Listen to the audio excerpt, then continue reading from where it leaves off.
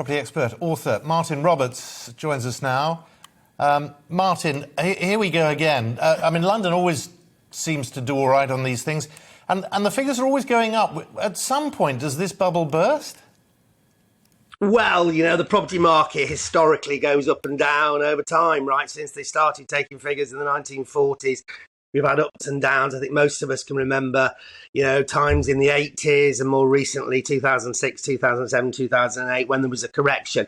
But if you look at it overall, the graph is upwards. And if one thing that the pandemic, I think, has proven is that when all the pundits were out there saying, oh, no, it's going to be terrible, they were predicting, if you remember, in March 2020, some of the really big names, 20, 30, 40% drops in house prices.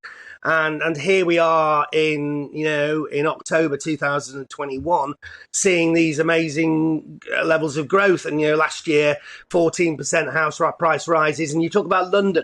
It's not just London. London, in fact, if anywhere, has had a bit of a slowdown. And you've seen places like Wales and the north of England, Tyne and Weir, those kind of places showing really strong growth. And also, we've also heard that it's been driven partly by people's desire to have a different lifestyle, but also partly about the fact that the whole thing about commuting, we don't need to commute as much as we did. Therefore, our whole option for where we live has been increased dramatically. And therefore, we think, do I really want to live here? If I could live somewhere else, that might be better for me.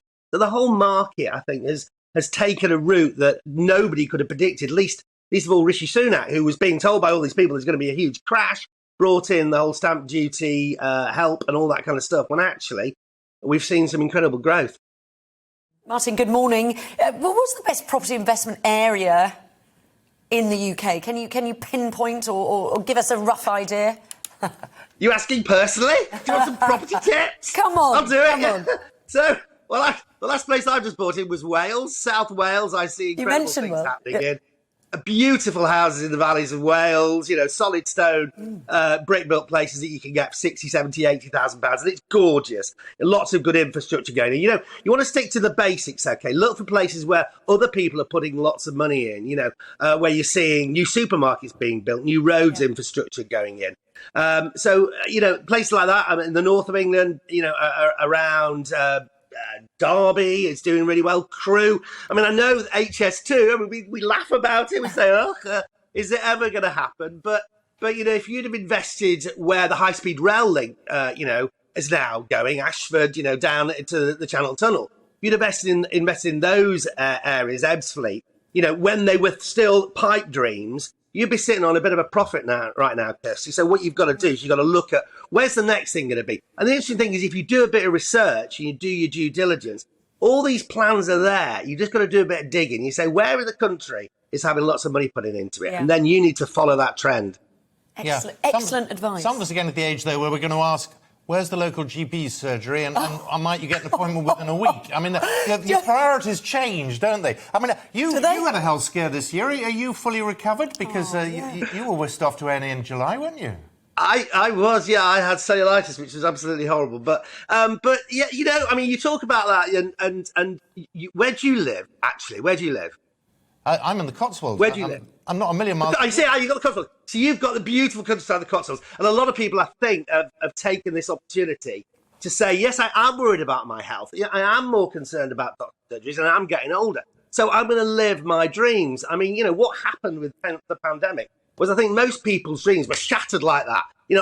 What's happened? My world has suddenly collapsed around me. And I think the knock-on effect we're seeing now is people saying, I don't know what's around the corner. I am going to live my dreams now. And that might be a place in the Cotswolds. That might be a place by the sea. That might just be a house with more space for my kids to run around. So you are seeing a lot of movement in the housing market, and you will see movements out of the cities. But at the same time, you're seeing relaxation in planning laws, which means that the cities might be rejuvenated by the fact it's easier to convert shops and offices into homes. So I think you'll see a balancing effect from that. So I don't see we're going to see deserted cities. But I do think you're seeing people fulfilling their dreams. Are we going to see all these empty shops, walk down any high street? We've all seen them. I mean, there is an argument to turn that into a residential area once again, isn't it? Yeah, well, I mean, they have relaxed the planning. So you used to have to get special planning permission if you wanted to convert a shop or an office into a residential facility. But now you don't. You know, there's obviously caveats and you've got to look to your local authority. But we are seeing a lot of people doing that, buying these shops and offices and converting them into homes. So as I said, I think that will see a balancing effect with the people who are leaving the city, if you like, for a better life. Bit of a cliche, but the appeal of cities will remain. The idea you can just walk out your door and go to 10 restaurants or a coffee bar or see your friends really easy, as opposed to maybe living in the countryside where you're a bit more isolated. So you're going to see a balancing effect. So it's interesting times in the property market, but the most important thing is it's not the Armageddon that so many people predicted. Good. I mean, there are many programmes. Yours, of course, is by far the best. Looking at property, it's a real thing. I mean, people are obsessed with properties, how you do them up, what they're worth, what you can make. When dinner parties return to all our lives, it's always the topic of conversation, isn't it?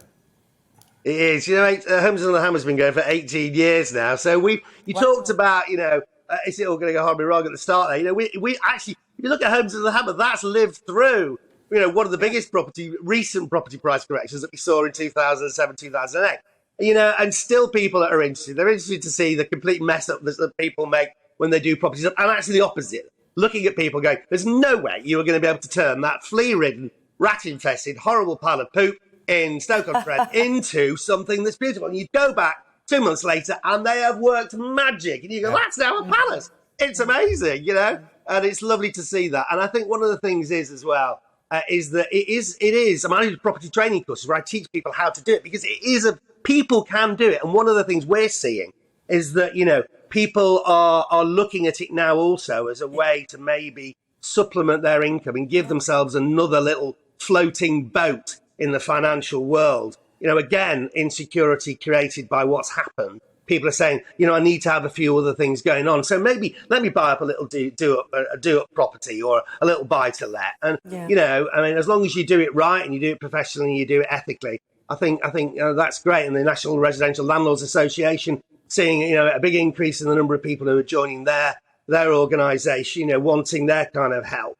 So, I feel the positive, the property market's in a positive world. And I know if you're trying to get on the market, it can be very frustrating. And, when you see prices going, further afield, hopefully, you are seeing incentives coming in, help coming in. And also, I just take you back to, if you can get yourself that mortgage, we're seeing mortgage rates like we've never known, sub 1% mortgage rates. When I bought my first house, I locked myself into a fixed rate at 15% per year, right? So let's just take people back to that time and say, you don't lose hope once you can get there. And, there are creative ways, and again, we teach that in one of the things I do, but, in the property courses, there are creative ways you can get yourself on the ladder, think laterally, maybe link in with a friend, maybe, work with a relative or somebody who maybe got money. You can help buy a house and do it up for them and share the profits. There's all sorts of things you can do to get on that ladder. You just need to think laterally and don't give up hope. Great advice. We love your work, Martin. Brilliant. Really white or magnolia? What should we go for? Ooh, no. There's nothing wrong with white and magnolia. White's white's magnolia amazing. walls, and I'll tell you why. If things go wrong, you can get anybody in. You say, just paint the walls magnolia. If you've picked, elephant tusk or mouse's fart or whatever it might be, Mouse fart. then well, that's the latest Farron Ball, haven't you heard? No, is it? You've got, That's brilliant. Honestly, really, they've gone off piece. But no, really. No, if you do, then you can just say, just paint it magnolia, and they'll know. Look, I'm looking it up now.